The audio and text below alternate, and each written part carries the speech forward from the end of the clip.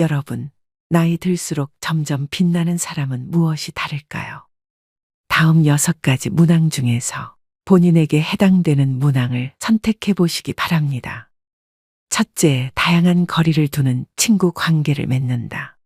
둘째, 지금의 내 나이를 아끼고 사랑한다. 셋째, 일과 삶 관계에서 내 가치관대로 산다. 넷째, 새로운 것에 대한 호기심이 있다. 다섯째, 머리를 계속 쓰면서 내 건강을 지키려고 노력한다. 여섯째, 노년에 필요한 건강 지식을 습득하고 있다. 이 중에서 모두 해당되시는 분들도 또 몇 가지만 해당되시는 분들도 계실 텐데요. 살다 보면 나도 이제 나이가 들었구나 느껴지는 순간이 있습니다.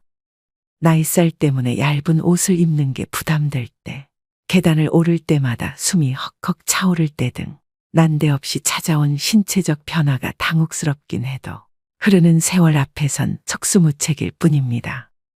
배우 김혜자님은 이렇게 말합니다.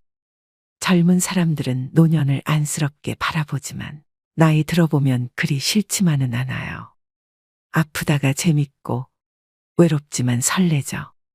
그녀의 말처럼 늙는다는 것은 단순히 심약한 노인으로 끝나는 게 아니라 더 농익은 지혜로 새로운 삶을 찾아 나아가는 여정이 아닐까 싶습니다. 이처럼 세월의 흐름은 누구에게나 찾아오고 시간은 우리를 한 곳에 머무르도록 두지 않습니다. 그런데 나이가 들었다고 관조하며 다 내려놓은 듯 무기력하게 나이 듦을 받아들여야 할까요? 현재의 나이와 상관없이 나이 듦의 가장 중요한 것은 나답게 사는 것이라는 생각이 드는데요. 내가 보낸 오늘 하루가 어땠는지, 오늘의 나는 어제의 나보다 괜찮았는지 살펴보기를 미루지 않는다면 나답게 나이 드는 일도 어려운 일만은 아닐 것입니다. 그래서 오늘은 나답게 나이 드는 즐거움이라는 책을 바탕으로 나이 들수록 점점 빛나는 사람 특징 6가지에 대해 말씀드리겠습니다. 타이베이 의과대학 교수로 30년 넘게 일하며 치매 치료의 최고 권위자인 할머니 의사 류슈즈도 노년에 접어들어 허리 수술, 백내장 수술, 유방암 수술을 받으며 노화를 온몸으로 경험하게 되었습니다. 이후 의사 시절 40년 가까이 노년의학, 특히 치매에 대한 연구를 바탕으로 신체와 정신 건강을 높이고 노화를 늦추는 세심한 가이드를 만들었는데요.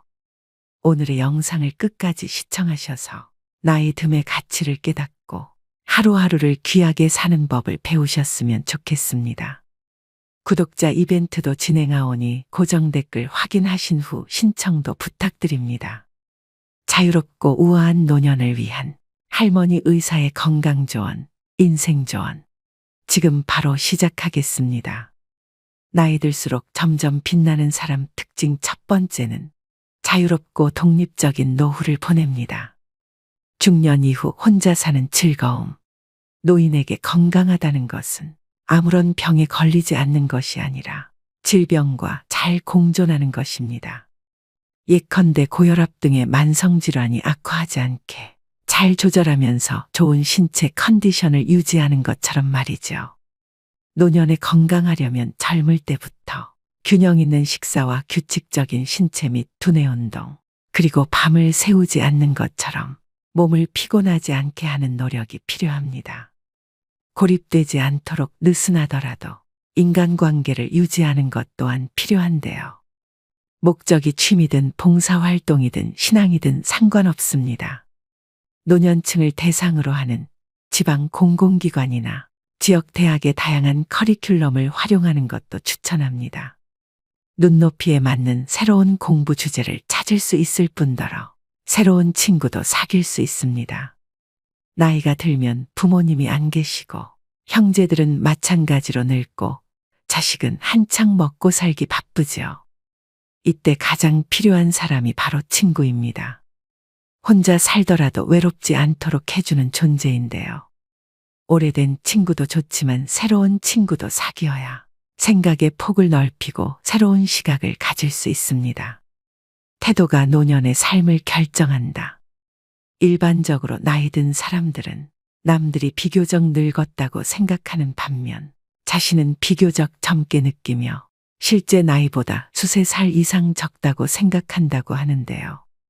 영국에서 진행한 장기 노화에 관한 연구에서 평균 연령 66세의 지역 주민 약 6,500명을 대상으로 당신은 자신이 몇 살이라고 생각하나요?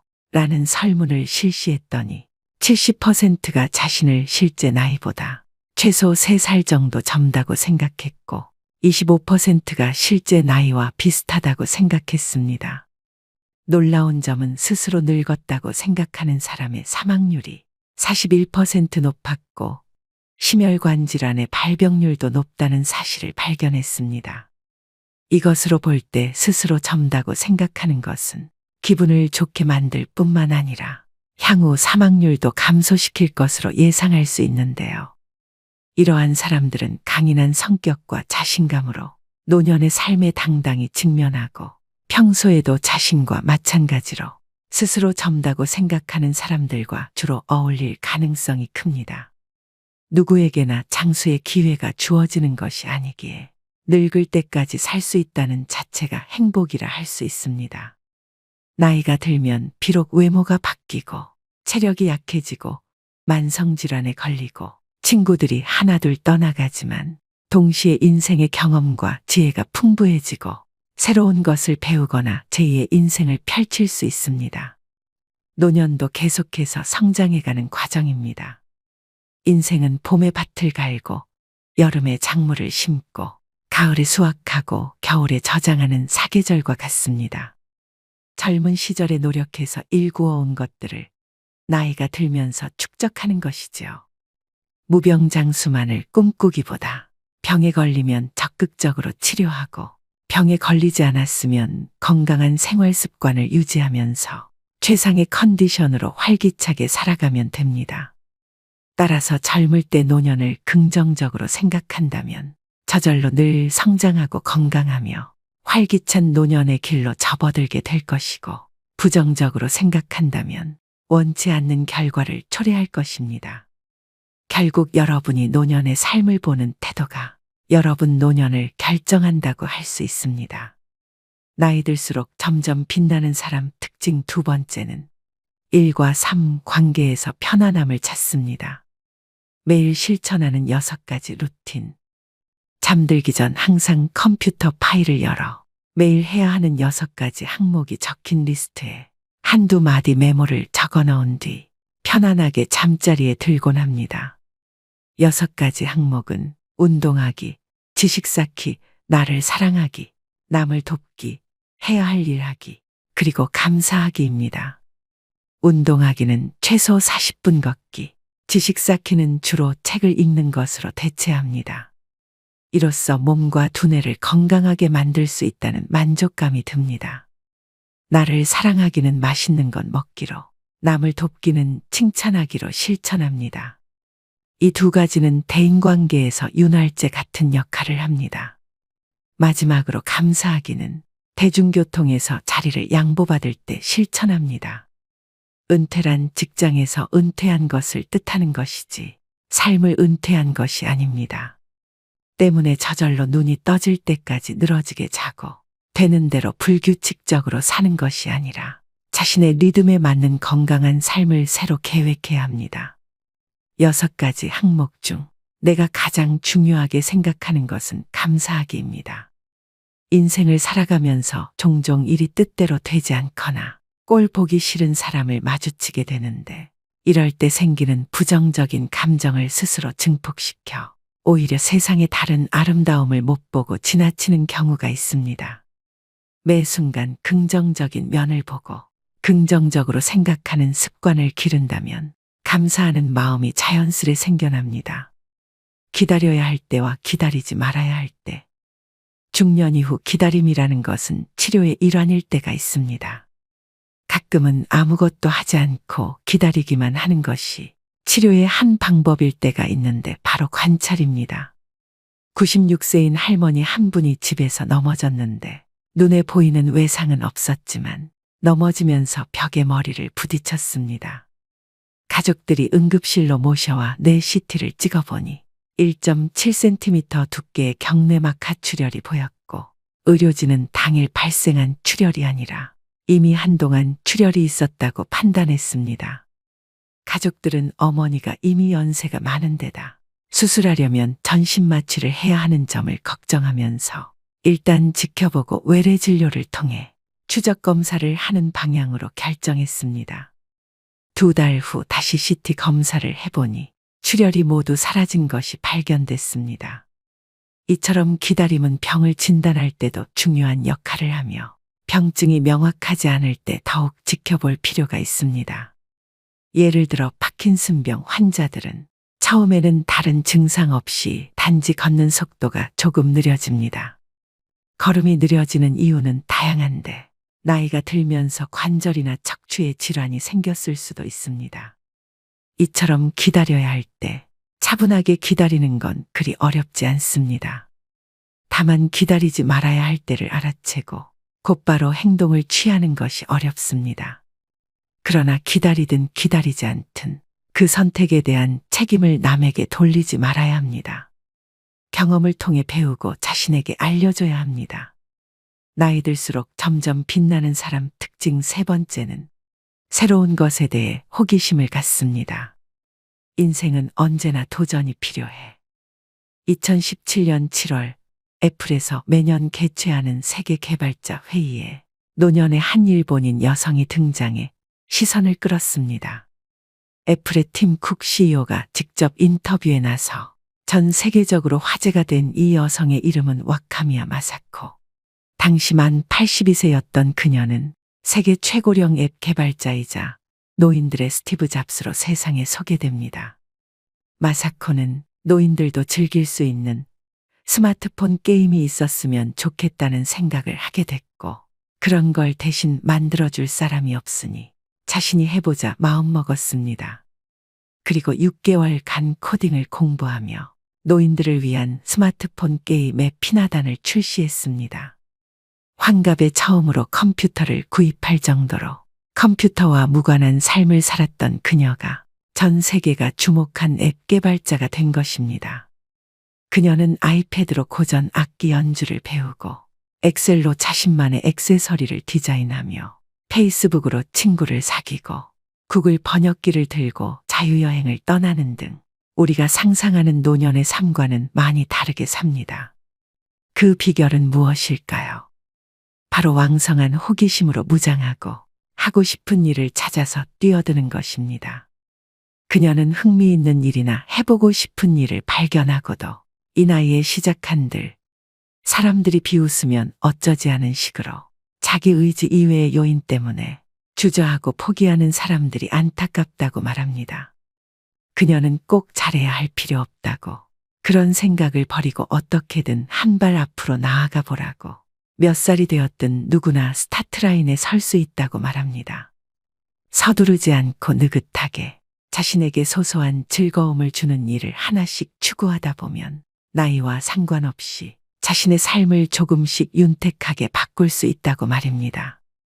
나이 들수록 점점 빛나는 사람 특징 4번째는 건강하고 재미있게 삽니다. 여행이 심장 건강에 좋은 이유. 여행을 가서 매일 걷는 것도 아주 좋은 운동이 됩니다. 45세에서 64세의 심장 질환이 없는 여성 749명을 대상으로 20년간의 추적 조사를 진행했는데 휴가를 자주 가지 않는 것도 심근경색의 위험인자 중 하나로 밝혀졌는데요. 이는 특히 가정주부에게서 가장 뚜렷하게 나타났습니다. 6년마다 혹은 6년 이상의 간격으로 휴가를 가는 가정주부가 심근경색에 걸릴 확률이 매년 최소 2번 이상 휴가를 가는 사람의 2배로 나타났습니다.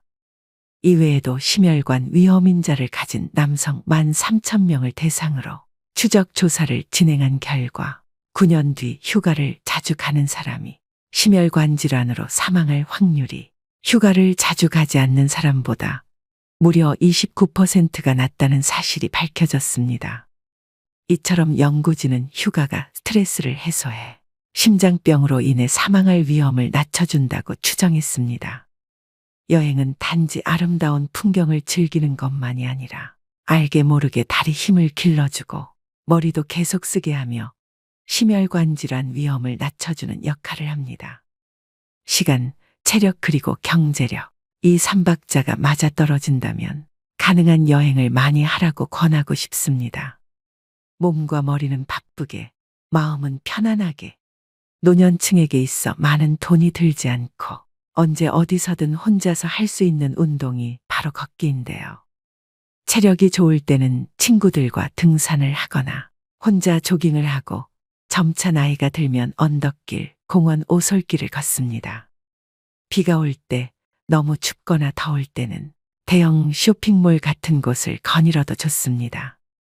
매일 전통시장을 들르는 것도 좋은 방법입니다. 무엇이든 꾸준하게 걷기만 한다면 건강에 큰 도움이 됩니다. 규칙적인 운동은 기분을 좋게 하고 수면의 질을 높여줄 뿐만 아니라 균형 감각을 키워주어 덜 넘어지게 합니다. 고혈압, 당뇨병, 유방암, 치매 등 만성질환에 걸릴 확률 및 사망률을 낮춰주는 것은 물론이죠. 신체 활동을 거의 하지 않는 사람이 하루 15분이라도 꾸준히 운동하면 사망률이 14% 낮아져 수명 또한 3년 늘어나는 것으로 나타났습니다. 구체적으로 어떤 운동을 하면 좋을지 모르겠다는 사람들이 있는데요. 사실 저마다의 취향과 편의성, 그리고 경제력에 따라 자신에게 가장 적합한 운동을 선택하면 됩니다. 운동을 일상생활의 일부분으로 삼아야 꾸준히 지속할 수 있고 효과도 있기 때문입니다. 걷기, 유산소 운동, 스트레칭, 근력 운동, 자전거 타기, 계단 오르기 등 이 6가지 운동이 사망률을 7에서 22% 줄이는데 효과가 있었습니다. 이것으로 볼 때 걷기가 얼마나 간단하면서도 효과적인 운동인지 알 수 있습니다. 나이 들수록 점점 빛나는 사람 특징 5번째는 머리를 많이 쓰고 많이 움직이고 사람들과 교류를 많이 합니다. 즐거운 식사가 치매를 막는다. 치매를 완벽하게 예방할 수는 없지만 의학문헌에서는 머리를 많이 쓰고 많이 움직이며 집안일을 많이 하고 사람들과 교류를 많이 하면 치매에 걸릴 위험을 낮출 수 있다고 말합니다. 은퇴한 노인들이 자녀의 결혼과 배우자와의 사별로 집에서 혼자 식사를 하거나 간단하게 외식을 하는 경우가 점점 많아지고 있는데요. 노년에는 되도록 가족이나 친구, 가깝게 지내는 지인과 함께 식사하는 것을 추천합니다.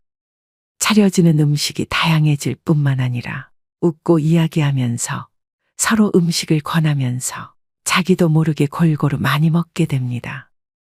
음식 투정하는 아이도 학교 식사 시간에 다른 아이들이 먹는 모습을 보면 저절로 밥을 먹게 됩니다. 이처럼 식욕은 서로 전염되기 마련입니다. 저는 60세부터 70세까지가 인생의 황금기라고 생각합니다.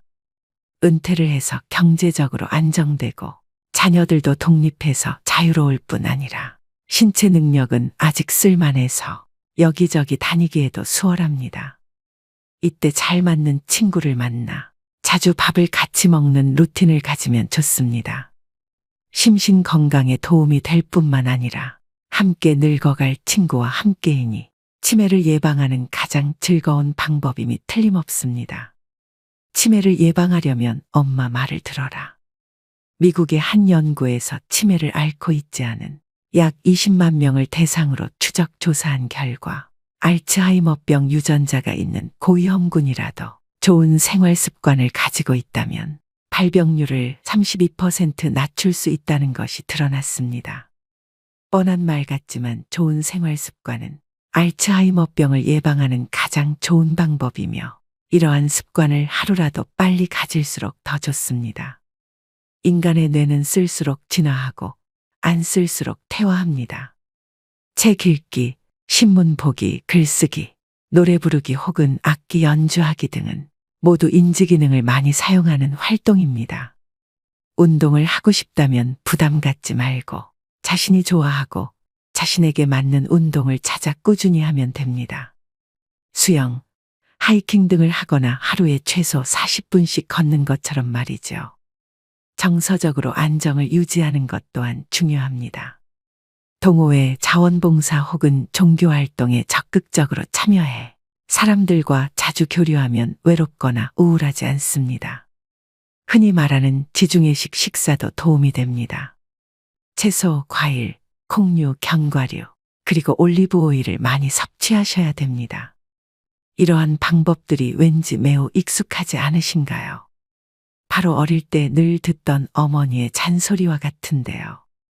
의학문헌을 열심히 읽어본 후에야 알츠하이머병을 예방하는 방법이 다름 아닌 엄마 말을 잘 듣는 것이었다는 사실을 깨닫게 됩니다. 나이 들수록 점점 빛나는 사람 특징 6번째는 노년에 필요한 건강 지식을 습득합니다. 노년의 다이어트, 똑똑한 식습관은 무조건 적게 먹는 방법은 성공하더라도 요요가 오기 쉬운데요. 먹더라도 똑똑하게 먹어야 합니다. 뇌를 속임으로써 뇌가 포만감을 느껴 저절로 적게 먹게 되고 결국 목표 체중에 도달할 수 있는 방법 2가지가 있습니다. 첫 번째는 밥 먹기 30분 전에 먼저 과일이나 과자 등으로 배를 살짝 채우는 것입니다. 음식이 들어간 지 30분이 지나면 혈당이 올라가서 배고픔을 느끼지 않습니다. 이때 식사를 하면 자연스럽게 과식을 안 하게 되고 체내 인슐린도 비교적 안정됩니다. 어릴 때 어른들이 늘 하던 밥 먹기 전에 군것질하지 말아라는 말과 완전히 상반되는 팁인데요. 어릴 때는 성장을 위해 밥을 충분히 먹어야 키가 크지만 어른이 된 후에 밥을 지나치게 충분히 먹으면 몸은 그저 가로로만 자라기 때문입니다. 2번째는 천천히 꼭꼭 씹으셔야 합니다. 음식물이 구강 내에 오래 머무를수록 뇌는 음식물을 크게 인식하고 포만감을 느껴 결국 많이 먹지 않게 됩니다. 얼마나 오래 씹어야 할까요? 삼각김밥 하나를 먹는다 치면 최소 10분 이상 들여야 합니다. 평소 혼자 식사할 때는 한 입 먹을 때마다 스마트폰 혹은 3분 정도 TV를 시청해도 좋은데요. 이렇게 식사 시간을 늘리는 것이 전통적인 식사 방법은 아니지만 꽤 효과적인 방법입니다. 오늘의 영상 어떠셨나요? 산다는 건 좋은 거지. 수지 맞은 장사잔소. 가수 김국환님의 타타타의 가사 일부인데요. 이처럼 살다 보면 즐거울 때도 있지만 그렇지 않은 날도 많습니다. 노후에는 내가 살고 싶은 대로 내가 원하는 삶을 사는 것이 더할 나위 없이 행복해지는 길일 것입니다. 나이가 들어가고 있는 자신을 받아들이고 내가 무엇을 원하는지 내면의 소리에 집중하셔야 합니다. 자기 자신을 받아들이는 순간 인생의 쇄신과 갱신이 자연스럽게 일어납니다. 그렇다고 이 모든 것을 숙명처럼 받아들이며 자신을 방치하라는 말은 아닙니다. 그냥 있는 그대로의 나로 살아가되 자신에게 내재된 미를 발견해내고 그 나이에 맞는 고유한 매력을 하나하나 찾아간다면 나이 듦을 좀 더 편안하게 받아들일 수 있습니다. 계속해서 나다움을 찾고 소소하지만 즐거운 것들을 해나가며 나다운 삶을 그려가는 일은 노년기에 가장 중요한 일입니다. 그때야 비로소 진짜 나를 마주할 수 있고 지혜롭게 나이 들 수 있기 때문인데요. 가끔은 세월의 흐름 속에서 달라져 가는 나의 몸과 마음이 조금은 원망스러울 때도 있겠지만 지금의 변화를 즐겁게 받아들여 보는 건 어떨까요? 지금의 나와 사이좋게 지내며 함께 걸어갈 때 더 자유로운 삶을 살 수 있을 테니 말입니다. 오늘도 노후의 지혜와 함께 해주셔서 감사드립니다. 황금빛으로 무르익어가는 여러분의 지혜로운 인생을 언제나 응원합니다. 누구나 다 늙고 병들어 생을 마감합니다. 그 변하지 않는 사실 앞에 숙연한 마음이 들기도 조금씩 노쇠해지는 부모님 모습을 보며 자신의 미래를 떠올려 보기도 하는데요. 최근 한국의 고령화 문제가 심각한 가운데 이와 동시에 노인성 질환으로 고통받고 있는 고령층 또 독거노인의 수 역시 증가하고 있습니다. 이 중에는 혼자 사시는 제 친정엄마도 계십니다. 지난 12월 건강하셨던 어머니가 갑자기 혼자 앉지도 서지도 못하셨을 때의 일입니다. 한 달 가까운 입원 생활이 이어지며 돌봄에 관해 생각하게 되었는데요. 일과 살림을 병행하며 혼자 계신 어머니를 보살피기가 쉽지 않았기 때문입니다. 정부의 어르신 돌봄 사업을 알아보기 시작했던 것도 그때부터였습니다. 혼자 사시는 부모님이 계시다면 누구라도 같은 입장이었을지 모르겠습니다. 어머니가 다치시기 전까지 돌봄은 나와 무관한 단어인 줄 알았습니다. 나이가 들면서 그게 아니란 걸 절실히 깨닫고 있는데요. 우리는 모두 유한한 존재이고 탄생에서 장래에 이르기까지 돌봄이 필요하다고 해도 과언이 아닙니다. 즉, 엄마의 자궁에서 돌봄을 받는 태아부터 병들어 죽어가는 노인까지 돌봄이 필요하지요. 지금도 주변의 많은 사람들에게는 나이 든 부모의 돌봄 문제가 현실로 닥치고 있는데요. 그래서 오늘은 다산 정약용 선생의 가르침을 바탕으로 가족 돌봄의 현실과 가족 교양에 대해 말씀드리려고 합니다. 부모님의 돌봄에 대해 고민하고 계신 분들, 또 지금도 어딘가에서는 돌봄을 절절하게 느끼고 계실 많은 분들이 이 문제에 대해 함께 생각해보는 시간이 되었으면 합니다. 80대 노부부의 이야기를 담은 영화 아무르에도 노인 돌봄에 관한 문제가 등장합니다. 평온한 노년을 보내던 어느 날 아침, 부인 안느가 의식을 잃고 병원에 실려가지만 반신불수가 되어 돌아오는데요. 영화는 이 순간부터 늙고 병든 부인을 돌보는 늙은 남편 조르주의 애틋한 돌봄에 집중합니다. 조르주는 병원을 보내지 말아달라는 부인의 부탁을 거절하지 못합니다. 이후 침대에 누워있는 아내의 수족이 되어 간병을 이어갑니다. 하지만 시간이 지나 배변을 가리지 못하자 극진한 보살핌도 한계를 느끼기 시작하는데요. 한 번씩 부모님 댁을 방문한 딸은 늙고 병들어 꼼짝도 못하는 엄마와 병간호에 지쳐가는 아버지를 바라보며 눈물을 흘립니다.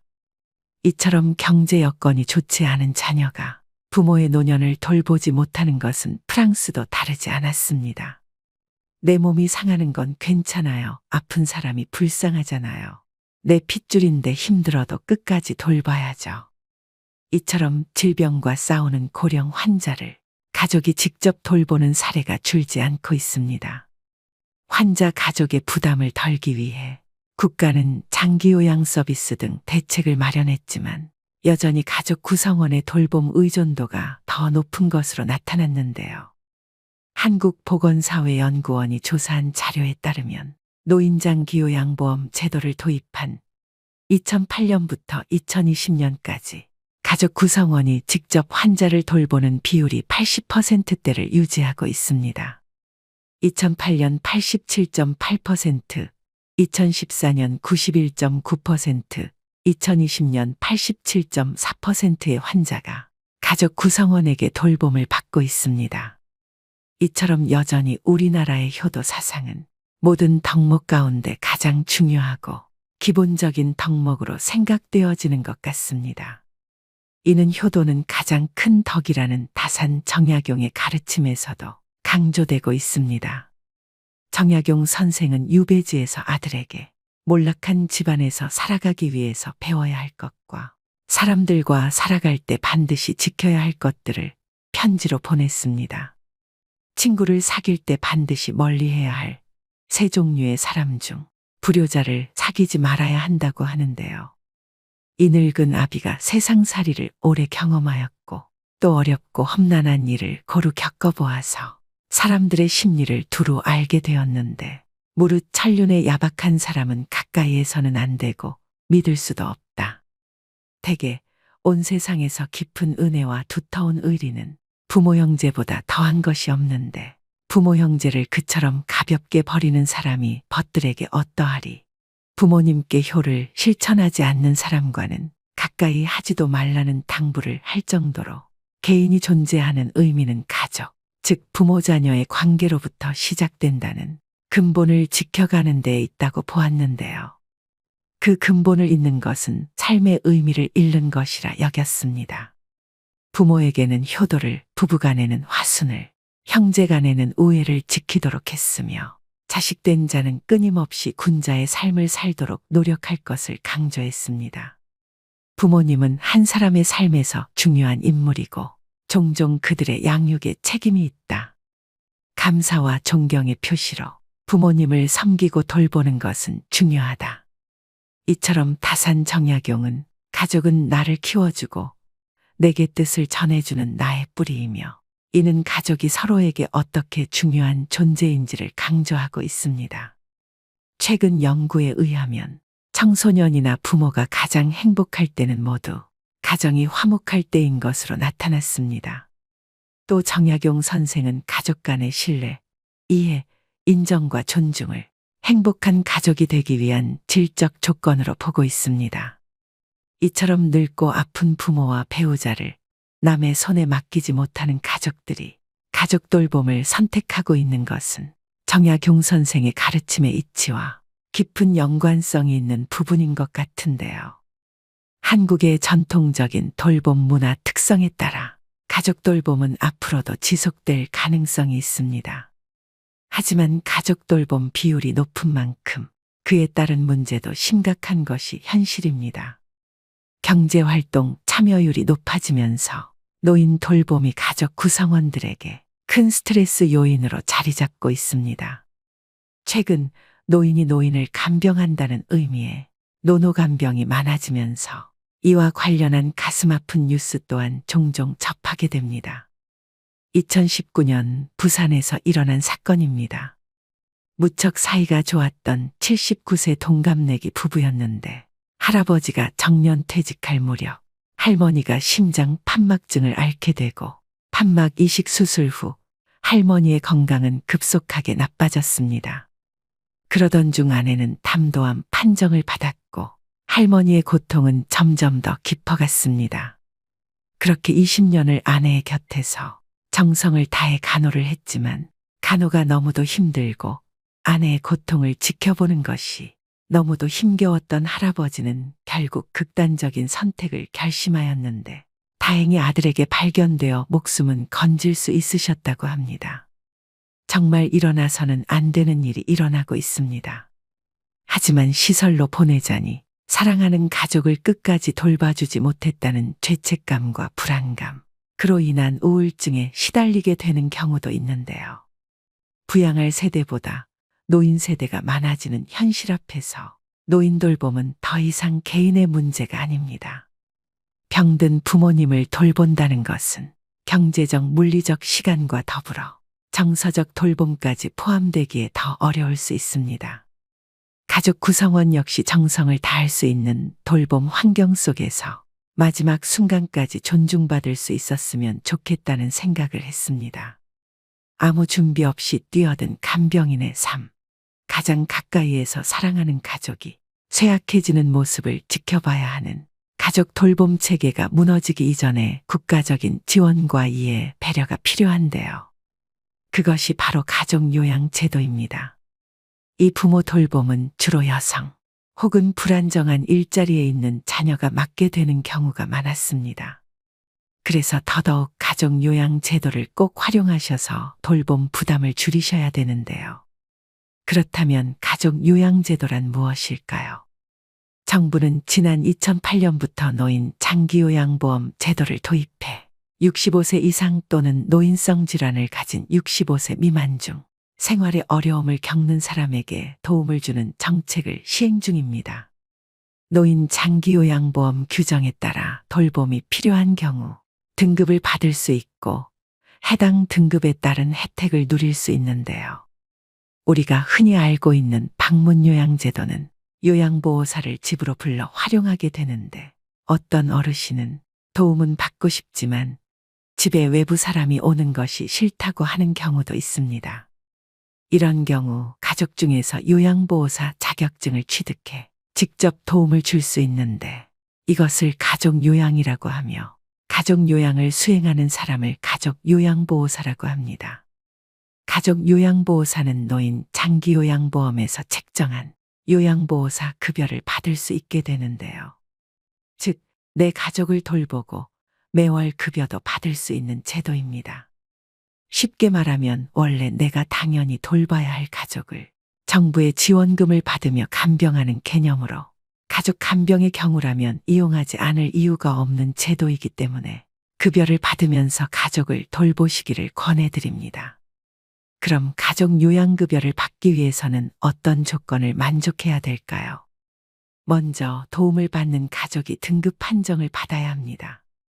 장기요양 등급 대상자는 65세 이상 일상생활이 어려운 어르신 또는 65세 미만의 노인성 질환을 앓고 있는 분입니다.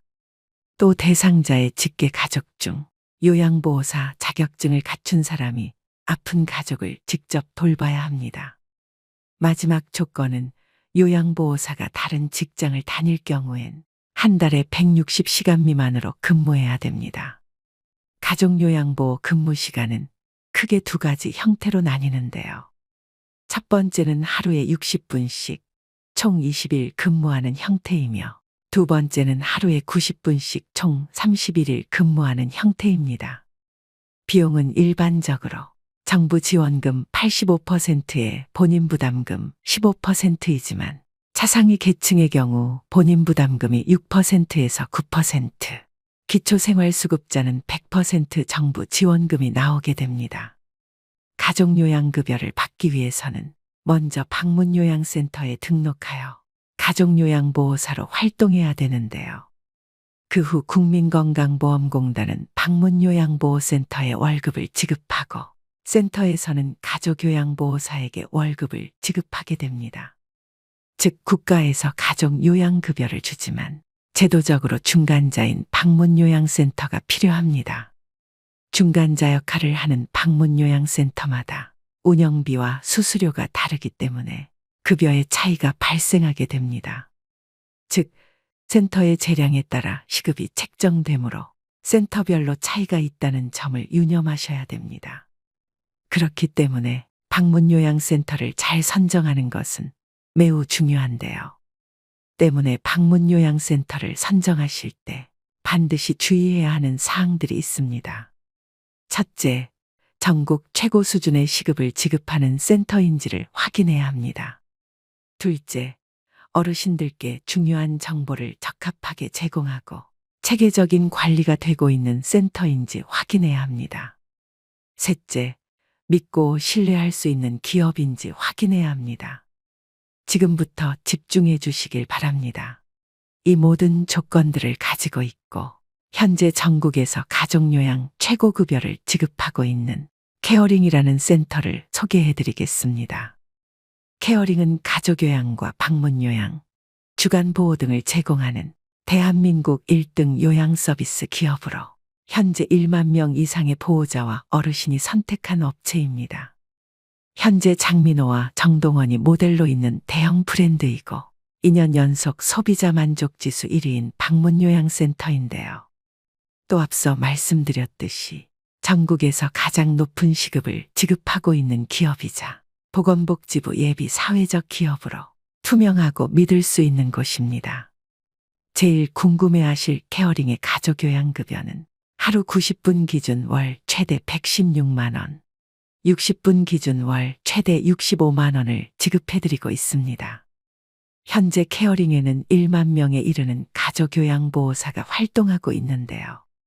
제 주변 지인들 중 가족요양을 하고 있는 지인들도 최근 케어링으로 방문요양센터를 대부분 옮겼을 만큼 신뢰할 수 있는 센터라고 자신있게 말씀드릴 수 있습니다. 대부분의 어르신들이 이런 국가적인 제도를 신청하려고 할 때 제일 많이 겪는 어려움은 신청 방법의 복잡함인데요. 노인장기 보험제도를 확인하려고 여러 복지기관 홈페이지에 들어가서 직접 확인해 보려 하면 어떻게 신청해야 하는지 막막하기만 하고 어렵게 느끼십니다. 또 요양보호사 자격증 취득을 위해 국비 지원은 어떻게 받는 것인지 어려움을 느끼실 수 있지만 번거롭고 힘들게 알아보시지 마시고 이 모든 과정을 케어링을 통해 한 번에 해결하실 수 있습니다. 요양 서비스에 관련해서라면 케어링이 성심성의를 다해 항상 친절하게 응대해 드립니다. 그렇다면 어떻게 이렇게 좋은 급여와 복지가 가능한지 궁금하신 분들도 계실 겁니다. 가족 요양급여를 받으며 돌봄을 하시다가 그만두셔야 되는 상황이 올 수도 있습니다. 이때 케어링은 많은 경력의 베테랑 분들이 가족 돌봄 그 이상의 소임을 하시게 됩니다. 또 케어링은 100% 본사 직영 운영으로 요양보호사분들을 관리하고 교육합니다. 이것은 가족 요양에 최선을 다할 수 있게 하는 원동력이기도 합니다. 또 케어링은 매년 요양보호사들의 처우 개선을 위해 다방면으로 힘쓰고 있는데요. 이는 가족 요양보호사분들을 포함한 요양보호사들의 돌봄의 질로 이어지기 때문입니다. 즉, 전국 최고급여와 복지, 그리고 좋은 서비스를 제공하는 선생님들의 노력이 선순환 구조를 이루면서 국내 1위의 혜택이 가능한 것이죠. 부모를 모시고 살고 있거나 매일 방문해 돌봐야 하는 환경이라면 가족 요양 제도를 생각하시는 분들이 많으실 겁니다. 가족 요양보호사로 등록해 부모를 돌보다가 사정이 여의치 않으면 언제든지 일반 요양 일수를 늘리거나 일반 요양으로 바꿀 수 있다는 장점이 있으니 전국 최고 급여와 복지를 갖추고 있는 대한민국 1위 브랜드 케어링으로 가족 요양 제도를 고려해 보시는 것은 어떨까요? 케어링 문의 전화는 152-6585로 주시면 친절한 상담으로 응대해 드립니다. 오늘의 영상 어떠셨나요? 노후와 직결되는 가족 요양 제도에 대해 설명해 드렸습니다. 지금 이 순간에도 가족 요양을 부담하시면서 오롯이 자식된 도리로 당연하게 부모님을 직접 케어하시는 분들도, 또 본업과 병행하시느라 몸과 마음이 지친 분들도 계실 겁니다. 이런 어려운 상황에서도 내 가족의 돌봄은 내가 해야지라고 생각하시는 효자분들이 아직도 곳곳에서 많이 보이는데요. 외국 사람들이 우리나라에 와서 제일 부러워하는 것은 김치와 불고기도, 파란 가을 하늘도, 고궁과 민속촌도 아니라고 합니다. 그건 바로 노인을 공경하는 미풍양속이라고 하는데요. 특히 자식들이 부모를 한 집에 모시고 함께 사는 것, 서양 사람들은 그것이 그렇게도 부럽다고 합니다. 하얀 머리의 노인이 손자와 더불어 어르고 집에서 잔일을 거들며 생활에 있어서 한 중요 멤버가 되어 움직이는 것, 그것이 바로 동서고금을 막론하고 노인들이 바라는 진정한 행복이라는 주장입니다. 젊은이들이 노인에게 자리를 양보하는 것은 누가 해라 마라 해서 하는 것도 아니고 법에 규정되어 있는 것도 아니고 그냥 마음 깊은 곳에 자리 잡은 인간의 원초적 정에서 비롯되는 것입니다. 더욱이 나를 낳아준 부모와 그 부모 밑에서 20여 년을 자라는 자녀는 다를 것입니다. 그런 이유로 노년 세대를 대하는 신세대의 태도와 행동은 각별해야 된다고 생각하는데요. 이처럼 지금은 부모나 가족들의 돌봄으로 여러 고민을 겪고 계시더라도 나의 이 고생은 후에 반드시 복으로 돌아올 것입니다. 이것을 명심하시고 힘내셨으면 좋겠습니다. 누구나 거동이 불편한 노후 시절을 맞이하게 될 것입니다. 나는 누구의 돌봄을 어떻게 받을까? 나는 누구에게 어떤 돌봄을 제공할 수 있을까란 질문을 하게 됩니다. 가족 요양은 육체적, 시간적 부담은 물론 경제적인 부담까지 느낄 수 있지만 이 모든 과정을 정부에서 제도적으로 지원하고 있으니 제도를 잘 활용하셔서 가족 요양에서 오는 부담을 덜어내시고 조금이나마 편안해지셨으면 좋겠습니다. 오늘도 노후의 지혜와 함께 해주셔서 감사드립니다. 황금빛으로 무르익어가는 여러분의 지혜로운 인생을 언제나 응원합니다. 사람의 대운은 10년마다 바뀌게 됩니다. 또 찾아오는 대운의 시기가 저마다 다른데요. 대운이 바뀌기 직전 1년에서 2년 사이, 이 시점에는 하나같이 약속이나 한 것처럼 공통된 현상을 겪게 됩니다. 다음 대운의 징조 5가지 중 본인에게 해당되는 징조를 체크해 보시기 바랍니다. 첫째, 내 주변 환경들이 바뀝니다.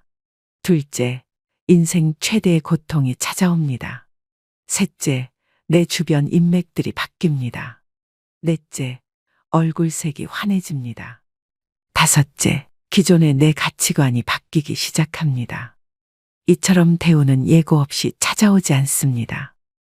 몸과 마음, 환경의 변화를 통해 우리에게 사인을 주는데요. 물론 좋은 운이 왔는데도 그 운이 온 줄 모르고 놓치시는 분들이 의외로 많습니다. 그래서 오늘은 살면서 반드시 알아차려야 될 대운이 들어오는 징조 10가지에 대해 알려드리겠습니다. 오늘의 영상 끝까지 시청하셔서 대운을 놓치시는 일이 없길 바랍니다. 첫 번째는 내 주변 인맥들이 바뀌기 시작합니다. 지인이 됐든 아는 사람이 됐든 친구가 됐든 대운이 들어올 때는 만남이 싫어집니다. 즉 득이 안 생기는 쓸데없는 시간이라고 생각이 들어서 필요 이상의 시간 낭비를 안 하려고 합니다. 큰 의미 없는 담소를 나눴던 사람들과의 만남이 점점 줄어들기 시작하면서 그런 사람들이 정리가 됩니다. 반면 오랜 인연이 끊어지고 새로운 인연들이 생겨납니다. 내 운의 흐름이 바뀌면 자연스레 만나게 되는 사람들이 바뀝니다. 예전에 스쳐 지나갔던 인연이 우연히 다시 되풀이 될 수도 있고 새롭고 낯선 사람을 만날 수도 있습니다. 두 번째는 주변 환경이 바뀝니다. 나를 둘러싼 환경이 자의반 타의반으로 변화할 수밖에 없는 상황이 만들어지게 됩니다. 내가 원했든 원하지 않았든 상관이 없습니다. 이직이나 취직으로 인한 직업적 변화, 또 이사를 하는 등 주거 변동이 생깁니다. 자동적으로 살림살이를 자꾸 만지게 되면 물론 내내 잘 살다가 갑자기 집 인테리어를 새로 하거나 배치를 바꾸게 됩니다. 이렇게 기회 순환이 생겨나고 주변은 정리정돈이 되어서 일석이조의 좋은 효과를 볼 수 있습니다. 세 번째는 얼굴색이 바뀝니다. 안 좋은 일이 생기면 표시가 나듯이 좋은 일도 얼굴에 표시가 나기 마련인데요. 대운이 들어올 때는 얼굴색이 환하게 바뀌게 됩니다. 정작 나는 아무것도 하지 않았고 예쁘게 치장도 안 했음에도 불구하고 얼굴에 생기가 돕니다. 또 주변 지인들에게 인상이 폈다는 말을 자주 듣게 됩니다. 이는 고된 시련과 나쁜 인연이 사라져 근심 걱정이 없어졌기 때문에 평온한 마음이 그대로 얼굴로 드러나는 것입니다. 반대로 일이 안 풀리고 힘들게 되면 얼굴이 새카매집니다. 그럴 때는 아직 기운이 좋은 상태가 아니라고 생각하시면 됩니다. 네 번째는 새로운 것을 시도하게 됩니다. 늘 생각만 하고 그냥 그렇지 하고 지나치던 것들이 새롭게 보이기 시작합니다. 자연스럽게 관심이 생겨 시도를 해보게 되는 것까지 행동으로 옮겨지고 있다면 그 또한 대운이 들어오고 있음을 짐작할 수 있습니다. 갑자기 방 구조를 바꿔본다거나 낡은 옷을 버리고 새 옷을 구입한다든지 등의 행동을 하게 됩니다. 나에게 익숙해진 것들을 버리고 정리한다는 것은 여간 쉬운 일이 아닙니다. 새로운 시작을 두려워하지 않는다는 것 자체가 좋은 대운의 기운이 느껴지는 대목입니다. 다섯 번째는 성격이나 말투가 바뀝니다. 작은 일에도 화를 버럭 내고 예민하고 까칠했던 사람이라도 대운이 들어올 때쯤엔 성격이 굉장히 너그러워지고 온화하게 바뀝니다. 말투 자체에도 여유로움과 따뜻함이 넘치게 되는데요. 이유 없이 마음이 편해지기 때문입니다. 좋은 운이 들어오기 시작하면 근심 걱정이 사라지고 마음에 여유가 생겨 느긋해집니다. 여섯 번째는 인생 최대의 고통이 찾아옵니다. 부모님이나 가족의 사망, 이혼, 사기, 폐업 등 인생 전반의 기틀을 흔들 만한 고통스러운 일이 생깁니다. 희망이 없고 앞으로 어떻게 살지 하는 막막한 느낌, 포기하고 싶은 그런 상황이 옵니다. 앞이 안 보이고 상황이 최악일 때 운의 전환점이 시작되는데요. 가장 추운 겨울을 이겨내야 따뜻한 봄을 맞이할 수 있는 이치와 같습니다. 나쁜 일이 지나가면 반드시 좋은 일이 찾아오는 법이죠.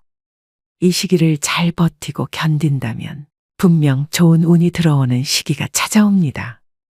인생의 밑바닥에 온 것 같은 시기에는 좌절 대신 고통 속에서 많이 배우고 깨달음을 얻으셔야 됩니다. 나쁜 일이 가면 반드시 좋은 일이 올 차례입니다. 의심하지 않아야 됩니다.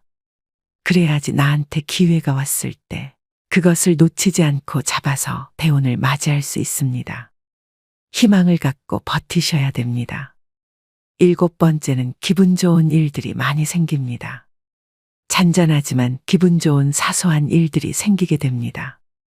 예를 들어 생각지도 못했던 돈을 받을 일이 생기거나 시간적으로도 여유가 생겨 많이 누리지 못했던 여가 생활을 시작할 수도 있게 됩니다. 참 신기한 것은 사람이 마음먹은 만큼 세상을 보는 시각과 시야가 달라진다는 점입니다. 마음의 상태에 따라서 세상이 어둡게 보이기도 하고 밝게 보이기도 하지요. 밝게 보이면 보일수록 모든 일을 대할 때 더 긍정적인 마음과 자세로 대할 수 있고 그 결과는 보지 않아도 좋은 결과로 이어지게 됩니다. 대운이 들어오는 기분이 느껴진다면 그 기운을 즐기면서 더 밝고 긍정적이고 적극적인 자세로 삶을 대하시면 좋겠습니다. 그리고 누군가를 험담하거나 또는 자신의 잘됨을 과시하게 되면 질투와 시기 등의 안 좋은 운이 끼면서 대운의 흐름을 방해할 수도 있으니 몸과 마음가짐 역시 조심하셔야 됩니다. 8번째는 매사에 감사하는 마음이 생깁니다. 그 전까지는 내 코가 석자인데 누굴 도와라는 생각에서 무슨 일이든 감사하는 마음이 저절로 생기고 함께하는 사람들과 나누게 되고 베푸는 마음이 저절로 생기게 됩니다. 나의 베품으로 인해 누군가가 행복해지는 모습을 보고 자신도 행복을 느끼게 된다면 이제 대운을 받아들일 자세가 되었습니다. 마음속에서 원망과 시기 질투 등이 사라지고 평온을 얻을 때 대운이 오는 징조로 알고 더욱 나를 낮추고 겸손해지셔야 됩니다. 9번째는 갑자기 부지런해지기 시작합니다. 안 하던 계획을 잡게 되거나 안 하던 운동을 시작하게 되고 충분한 수면 시간 등을 가지는 등 갑자기 계획하게 됩니다. 부지런해질 수밖에 없는 행동들이 자연스럽게 생기는데요.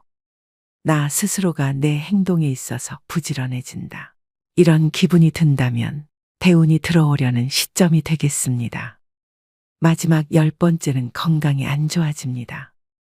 건강이 안 좋아지면서 잔병치레를 하게 됩니다. 살다 보면 갑자기 몸이 아플 때가 있습니다. 그럴 때는 왜 나에게 이런 아픔이 오지라고 의아해하기 쉬운데 생각을 조금 바꿔서 아나에게 좋은 운이 오려고 다시 더 높게 상승하기 위해서 내가 지금 잠시 바닥을 딛고 있는 중이구나라고 생각하시면 됩니다. 이렇게 갑자기 몸이 아플 때는 운이 새롭게 바뀌는 징조로서 나의 운이 바닥을 치고 다시 상승하고자 하는 때이므로 이때의 아픔을 잘 극복하고 이겨내시면 운이 더 좋게 바뀌게 됩니다. 그러니 지금 정말 어두운 터널을 지나고 계시더라도 끝날 때까지 끝난 것이 아니라는 점 기억하시고 힘내시길 바라겠습니다. 오늘은 대운이 들어오는 징조 10가지를 알려드렸습니다. 사람은 살면서 누구나 많으면 3번, 적게는 한 번에 큰 대운이 들어온다고 합니다. 대운이 들어올 때 대운을 다 받아들이지 못한다면 그냥 지나칠 수밖에 없는데요. 얼마나 안타까운 일일까요? 보통 대운이 들어오기 전 악재가 겹치고 최악의 상황이 일어나는 경우가 많습니다. 과연 이 사람이 잘 견딜 것이냐? 이 사람은 대운을 맞을 준비가 되어 있나라는 일종의 테스트라고 생각하셔야 됩니다. 지금 나에게 이렇게 안 좋은 일들이 일어나니 곧 나에게 굉장히 좋은 운이 오겠구나. 이런 생각을 가져주시면 악재에서 빨리 벗어날 수 있습니다. 반대로 나 운이 안 좋은가 봐. 이런 생각을 하시면 꼬리에 꼬리를 물어 힘든 시간이 더 길어집니다. 물론 각자 사람에 따라서 사주에 따라서 대운이 들어오는 시기는 다 다르지만 대운이 들어올 때 나타나는 위의 10가지 징조는 누구에게나 다 일어나는 현상입니다. 그러니 희망 잃지 마시고 용기 내셔서 모든 분들이 행복하셨으면 좋겠습니다. 이 영상을 보신 분들은 이미 운이 좋으신 분들입니다. 말씀드린 대운 징조 10가지를 숙지하셔서 본인 스스로를 한번 돌이켜 생각해 보셨으면 좋겠습니다. 또 한 가지 더 말씀드리고 싶은 점은 대운을 맞이하고 유지하는 방법입니다. 삶에서 대운을 맞이하고 유지하는 것은 새로운 시작과 지속적인 균형을 이루는 과정입니다. 이를 위해서는 내면의 변화와 지속적인 자기 개발이 필요합니다. 대운을 맞이하기 위해서는 자신의 내면을 깊이 탐색하는 것이 중요합니다. 또 긍정적인 생각과 태도를 갖고 변화를 긍정적으로 받아들이며 새로운 기회를 적극적으로 모색하는 것이 중요합니다. 나이가 들수록 새로운 도전과 경험은 자신을 성장시키고 삶을 풍부하게 합니다. 대인 관계에서도 새로운 시도를 해보며 다양한 관점을 이해하는 것이 좋습니다. 이처럼 대운을 유지하는 것은 긍정적인 마음가짐을 지속적으로 유지하는 것에서 시작합니다. 이 점을 명심하시고 언젠가 여러분도 대운을 맞이해서 지금의 마음고생을 보상받으시길 간절히 바라봅니다. 첫 번째는 내 주변 인맥들이 바뀌기 시작합니다. 지인이 됐든 아는 사람이 됐든 친구가 됐든 대운이 들어올 때는 만남이 싫어집니다. 즉 득이 안 생기는 쓸데없는 시간이라고 생각이 들어서 필요 이상의 시간 낭비를 안 하려고 합니다. 큰 의미 없는 담소를 나눴던 사람들과의 만남이 점점 줄어들기 시작하면서 그런 사람들이 정리가 됩니다. 반면 오랜 인연이 끊어지고 새로운 인연들이 생겨납니다. 내 운의 흐름이 바뀌면 자연스레 만나게 되는 사람들이 바뀝니다. 예전에 스쳐 지나갔던 인연이 우연히 다시 되풀이 될 수도 있고 새롭고 낯선 사람을 만날 수도 있습니다. 두 번째는 주변 환경이 바뀝니다. 나를 둘러싼 환경이 자의반 타의반으로 변화할 수밖에 없는 상황이 만들어지게 됩니다. 내가 원했든 원하지 않았든 상관이 없습니다. 이직이나 취직으로 인한 직업적 변화, 또 이사를 하는 등 주거 변동이 생깁니다. 자동적으로 살림살이를 자꾸 만지게 되면 물론 내내 잘 살다가 갑자기 집 인테리어를 새로 하거나 배치를 바꾸게 됩니다. 이렇게 기회 순환이 생겨나고 주변은 정리정돈이 되어서 일석이조의 좋은 효과를 볼 수 있습니다. 세 번째는 얼굴색이 바뀝니다. 안 좋은 일이 생기면 표시가 나듯이 좋은 일도 얼굴에 표시가 나기 마련인데요. 대운이 들어올 때는 얼굴색이 환하게 바뀌게 됩니다. 정작 나는 아무것도 하지 않았고 예쁘게 치장도 안 했음에도 불구하고 얼굴에 생기가 돕니다. 또 주변 지인들에게 인상이 폈다는 말을 자주 듣게 됩니다. 이는 고된 시련과 나쁜 인연이 사라져 근심 걱정이 없어졌기 때문에 평온한 마음이 그대로 얼굴로 드러나는 것입니다. 반대로 일이 안 풀리고 힘들게 되면 얼굴이 새카매집니다. 그럴 때는 아직 기운이 좋은 상태가 아니라고 생각하시면 됩니다. 네 번째는 새로운 것을 시도하게 됩니다. 늘 생각만 하고 그냥 그렇지 하고 지나치던 것들이 새롭게 보이기 시작합니다. 자연스럽게 관심이 생겨 시도를 해보게 되는 것까지 행동으로 옮겨지고 있다면 그 또한 대운이 들어오고 있음을 짐작할 수 있습니다. 갑자기 방 구조를 바꿔본다거나 낡은 옷을 버리고 새 옷을 구입한다든지 등의 행동을 하게 됩니다. 나에게 익숙해진 것들을 버리고 정리한다는 것은 여간 쉬운 일이 아닙니다. 새로운 시작을 두려워하지 않는다는 것 자체가 좋은 대운의 기운이 느껴지는 대목입니다. 다섯 번째는 성격이나 말투가 바뀝니다. 작은 일에도 화를 버럭 내고 예민하고 까칠했던 사람이라도 대운이 들어올 때쯤엔 성격이 굉장히 너그러워지고 온화하게 바뀝니다. 말투 자체에도 여유로움과 따뜻함이 넘치게 되는데요. 이유 없이 마음이 편해지기 때문입니다. 좋은 운이 들어오기 시작하면 근심 걱정이 사라지고 마음에 여유가 생겨 느긋해집니다. 여섯 번째는 인생 최대의 고통이 찾아옵니다. 부모님이나 가족의 사망, 이혼, 사기, 폐업 등 인생 전반의 기틀을 흔들 만한 고통스러운 일이 생깁니다. 희망이 없고 앞으로 어떻게 살지 하는 막막한 느낌, 포기하고 싶은 그런 상황이 옵니다. 앞이 안 보이고 상황이 최악일 때 운의 전환점이 시작되는데요. 가장 추운 겨울을 이겨내야 따뜻한 봄을 맞이할 수 있는 이치와 같습니다. 나쁜 일이 지나가면 반드시 좋은 일이 찾아오는 법이죠. 이 시기를 잘 버티고 견딘다면 분명 좋은 운이 들어오는 시기가 찾아옵니다. 인생의 밑바닥에 온 것 같은 시기에는 좌절 대신 고통 속에서 많이 배우고 깨달음을 얻으셔야 됩니다. 나쁜 일이 가면 반드시 좋은 일이 올 차례입니다. 의심하지 않아야 됩니다. 그래야지 나한테 기회가 왔을 때 그것을 놓치지 않고 잡아서 대운을 맞이할 수 있습니다. 희망을 갖고 버티셔야 됩니다. 7번째는 기분 좋은 일들이 많이 생깁니다. 잔잔하지만 기분 좋은 사소한 일들이 생기게 됩니다. 예를 들어 생각지도 못했던 돈을 받을 일이 생기거나 시간적으로도 여유가 생겨 많이 누리지 못했던 여가 생활을 시작할 수도 있게 됩니다.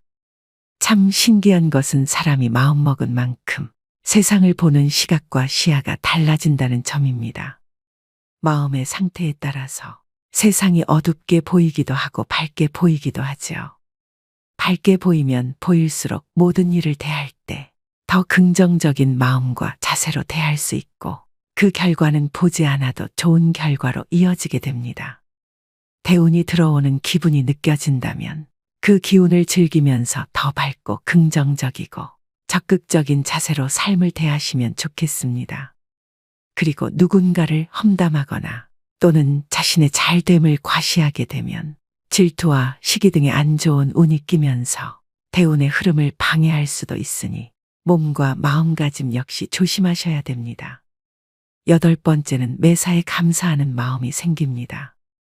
그 전까지는 내 코가 석자인데 누굴 도와라는 생각에서 무슨 일이든 감사하는 마음이 저절로 생기고 함께하는 사람들과 나누게 되고 베푸는 마음이 저절로 생기게 됩니다. 나의 베품으로 인해 누군가가 행복해지는 모습을 보고 자신도 행복을 느끼게 된다면 이제 대운을 받아들일 자세가 되었습니다. 마음속에서 원망과 시기 질투 등이 사라지고 평온을 얻을 때 대운이 오는 징조로 알고 더욱 나를 낮추고 겸손해지셔야 됩니다. 9번째는 갑자기 부지런해지기 시작합니다. 안 하던 계획을 잡게 되거나 안 하던 운동을 시작하게 되고 충분한 수면 시간 등을 가지는 등 갑자기 계획하게 됩니다. 부지런해질 수밖에 없는 행동들이 자연스럽게 생기는데요. 나 스스로가 내 행동에 있어서 부지런해진다. 이런 기분이 든다면 대운이 들어오려는 시점이 되겠습니다. 마지막 10번째는 건강이 안 좋아집니다. 건강이 안 좋아지면서 잔병치레를 하게 됩니다. 살다 보면 갑자기 몸이 아플 때가 있습니다. 그럴 때는 왜 나에게 이런 아픔이 오지라고 의아해하기 쉬운데 생각을 조금 바꿔서 아나에게 좋은 운이 오려고 다시 더 높게 상승하기 위해서 내가 지금 잠시 바닥을 딛고 있는 중이구나라고 생각하시면 됩니다. 이렇게 갑자기 몸이 아플 때는 운이 새롭게 바뀌는 징조로서 나의 운이 바닥을 치고 다시 상승하고자 하는 때이므로 이때의 아픔을 잘 극복하고 이겨내시면 운이 더 좋게 바뀌게 됩니다. 그러니 지금 정말 어두운 터널을 지나고 계시더라도 끝날 때까지 끝난 것이 아니라는 점 기억하시고 힘내시길 바라겠습니다.